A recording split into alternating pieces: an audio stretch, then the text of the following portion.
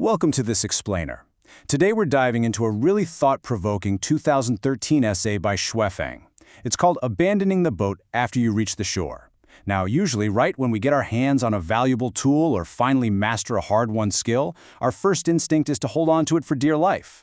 We tell ourselves, hey, this helped me survive, this is what made me successful, so there's no way I'm letting it go. But this text challenges that exact instinct. It sets up this fascinating paradox. To truly move forward, you literally have to discard the very tools that brought you success in the first place. So the author launches right into this philosophy by hitting us with some rapid-fire rhetorical questions to get the gears turning. First up, does a billionaire still need to learn how to get rich? Well, the obvious answer is, of course not. They've already achieved that specific goal, the lesson is learned, and the outcome is totally secured. And then we get the second analogy. Does a graduate student really need to go back and study the high school curriculum? Again, no. Sure, that knowledge was absolutely crucial at the time to get into university, but once you're tackling graduate-level work, going backward to reread your old high school textbooks wouldn't just be unhelpful, it would probably just give you terrible flashbacks to those pop algebra exams. Which brings us to the core metaphor of the entire text. Imagine you need to cross this wide, dangerous river. You build yourself a sturdy boat, it literally saves your life and gets you safely to the other side. But once you step onto dry land, is there any need to hoist that heavy boat onto your shoulders and drag it with you into the forest? Of course not. It's a completely absurd image. Yet, psychologically and spiritually speaking, the author argues that this is exactly what we do every single day. Okay, let's dive into Section 1. Why abandon the boat? The necessity of traveling light. The premise here is stark and honestly pretty absolute.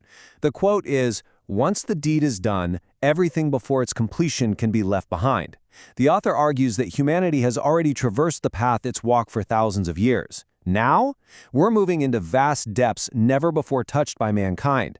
And because this terrain is entirely new, and full of wonder, I might add, we simply cannot afford to be weighed down by our historical baggage. We have to travel light. Moving on to Section 2, the evolution of progress, upgrading our tools for the journey. You see, leaving things behind isn't framed as a tragedy here. Actually, it's presented as the standard blueprint for human progress. The author uses a really clear historical comparison to show this. I mean, think about it. When we invented cars, we naturally abandoned ox carts. When we developed electric lights, we gladly tossed out our smoky oil lamps. And moving into palaces, that means we no longer need to maintain those old thatched huts.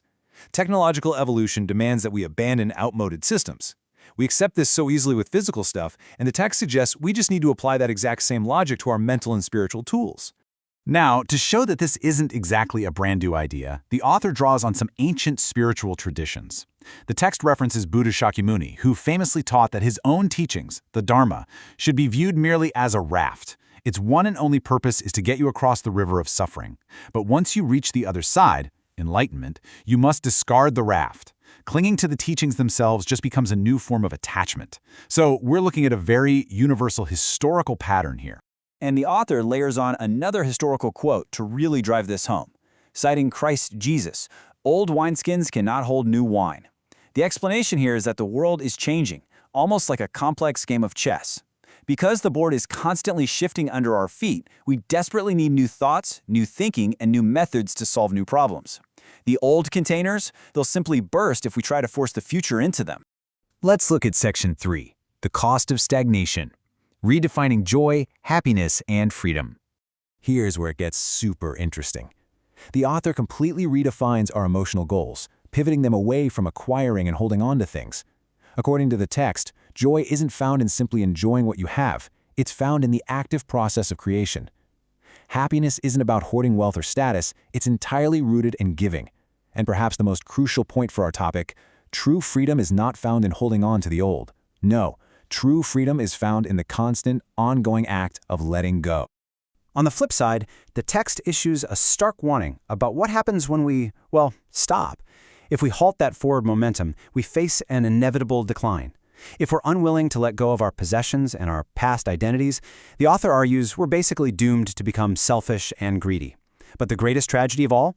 By clinging to the old ways and refusing to change, we permanently rob ourselves of the chance to witness some unparalleled new landscapes and phenomena. But hey, don't worry. This text is not meant to be frightening at all. It's actually deeply optimistic. The author explicitly tells the reader not to panic if the way forward seems a little murky. Why? Because the text posits that when one door closes, 9 others will open. There's this inherent rock-solid belief in the essay that heaven will always provide a way forward. Expanding on those 9 opening doors, the author states that a combination of 64 factors will interact to create, and I mean this literally, astronomical numbers of new things and scenes in the future.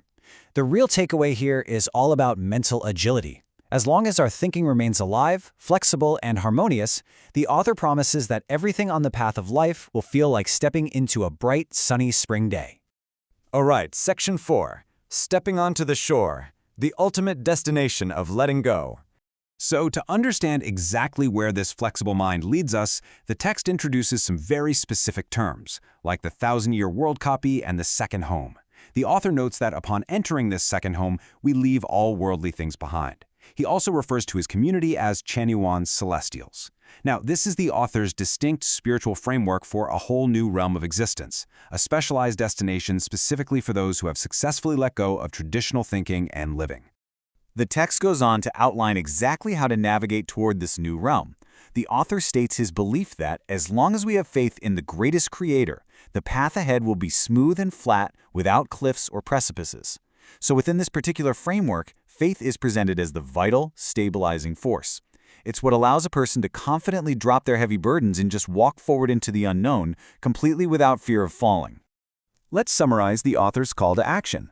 The final steps are laid out incredibly clearly. First, cast aside everything you no longer need from the past. Second, adopt a completely new mindset and stance. Third, officially leave that metaphorical boat behind. And finally, step ashore to savor the new sensations of a beautiful, poetic, and picturesque new world. The author describes looking ahead at this life with just uncontainable joy and excitement. Which brings us to the end of our explainer. We've seen this really compelling argument that human progress, both technological and spiritual, absolutely requires leaving the past behind. We've explored the sheer absurdity of carrying a heavy vessel meant for water all the way across dry land. So, I'll leave you with this to reflect on. In your own life, your career, or your personal beliefs, what boat are you still carrying on land? Thank you so much for joining us, and keep traveling light.